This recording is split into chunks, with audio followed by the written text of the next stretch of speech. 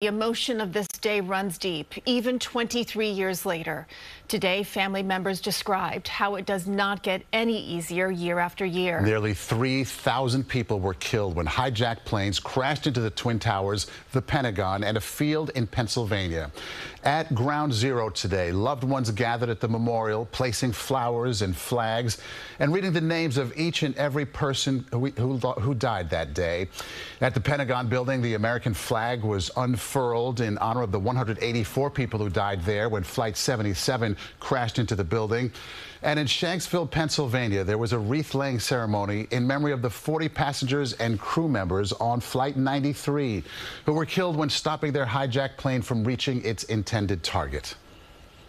Tonight, One World Trade Center, the once-known Freedom Tower, stands tall over the city's skyline, set against a clear blue sky. Alice Gaynor reports on the ceremonies there today. Oh, say, can you see? For many, September 11th, 2001 doesn't feel that long ago. 23 years is like 23 seconds. It's been more than 2 decades of missed birthdays, grandchildren, and other milestones. People always tell me we share the same smile and happy energy. I wish I could have met you, and I hope you're all making you proud. My father, FDNY Battalion Chief Oreo Joseph Palmer. A month from today, I'm getting married, and I'll be saving a seat for you and for Mom. The reading of the names, an essential remembrance. Giovanna Galetta Gambale. If I come here and I speak his name out loud and you hear his name, he will never, never disappear. My mother, Imelda H. Perry.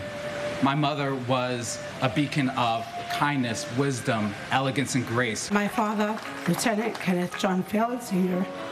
Dad, we miss you. Some names that now live on through others. Theta, you're the man who I am honored to get my name from. It's also a time to recall the bravery and sacrifice. Firefighter Steve Belson from Rockaway Beach, Queens. Steve was known as Mr. Ladder 24. He was last heard from on the 44th floor while climbing up the South Tower. For others, it was a chance to address elected leaders to call for justice following the now revoked plea deal military prosecutors had reached with the 9/11 alleged mastermind and 2 other defendants. It is outrageous that our government would ever entertain the thought of granting the terrorists a plea deal. Which one of you will have the courage to be our hero? For Kate Levy, the memorial brings comfort. She was 10 years old on 9/11 when her father, Joseph, an FDNY lieutenant, was killed. Levy is one of the founders of Visionary Network, educating young people about the terrorist attack. And also for me, I had to tell the story of 9/12, of what came out of 9/11. What does resiliency looks like? What does it mean? How we all came together. Truly making sure we never forget. God bless America and God bless New York City. Levy was a teacher and is a mental health counselor. She says it was important to her to follow her father's legacy of helping. For her, she says that's helping other children who have lost a parent, first responders, and military families. Maurice, Christine, I feel like today, for me, it was just about so many good people. Yeah. There's just so many good people out there, and you hear about all these, acts of heroism and bravery, and then the things people are doing in honor of people's memories. I mean, it's just... Yeah, how their legacies live on, really keeping them alive. And the irony of it taking this kind of thing to be so inspiring, incredible. All right, Alice, thank you so much. And thank you, Alice. There was a stunning moment this morning at the Oculus at the World Trade Center. The sun passing through the glass roof, illuminating the American flag and forming a way of light at 10:28 this morning, the exact time the second tower collapsed during the attacks. And on this day, we also remember 2 of our own here at CBS New York, Isaias Rivera and Robert Pattison. Isaias was an engineer who worked at our transmitter inside the towers. He lived in Perth Amboy, New Jersey, with his wife and 4 children, and he worked at CBS for 30 years. Robert was also a broadcast engineer. He was originally from Woburn, Massachusetts. Before working here, he was a member of the U.S. Air Force. Both men were on the 110th floor of One World Trade at the time of the attacks. And we here at CBS New York honor our colleagues today and also send our heartfelt condolences to the Rivera and Pattison families. More than 700 people from New Jersey were killed on 9/11. 39 of them were from Jersey City. And that is where many gathered earlier today to remember them. Christine Sloan covers New Jersey and has the story.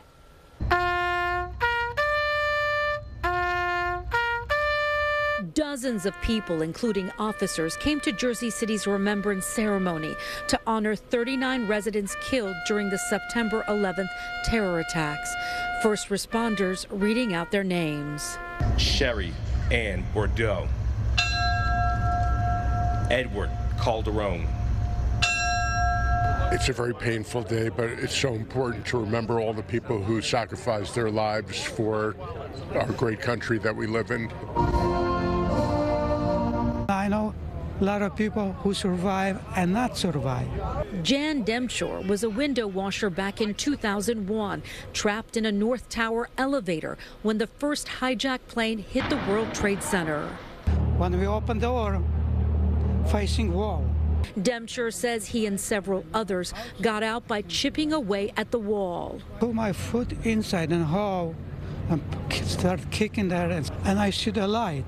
He says he then took another elevator and ran down 44 flights of stairs. Very difficult because so many young people lost life.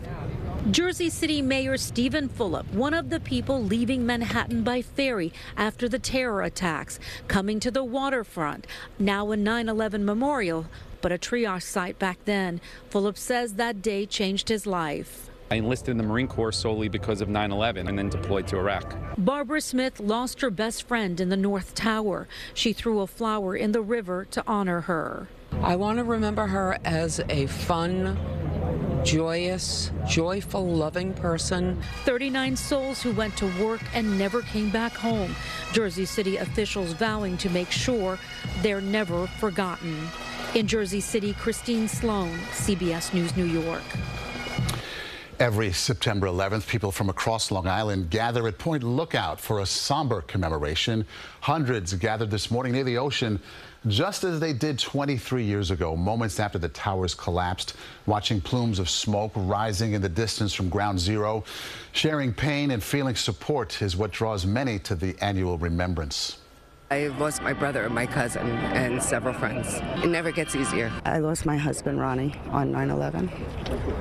It's tough. He was a member of Squad 288 in Maspeth, Queens. My husband passed in 2022 from dementia and lung ailments. Nearly 500 people from Long Island died on 9/11. Many more have died since from illnesses. Their names are being etched on the town's 9/11 memorial wall. Former President Donald Trump and his running mate, Senator J.D. Vance, visited a Lower Manhattan firehouse to mark 9/11. 14 members of Engine 4, Ladder 15 on South Street died. President Biden and Vice President Harris went to Shanksville, Pennsylvania, to lay a wreath at the memorial for the 40 passengers and crew who died on United Airlines Flight 93.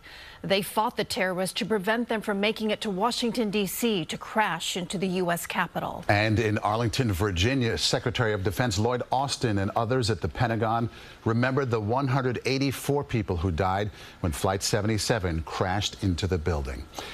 And we have continuing coverage on our website. You can watch the entire ceremony from Ground Zero this morning, as well as the stories our reporters have covered leading up to today. It's all there at cbsnewyork.com.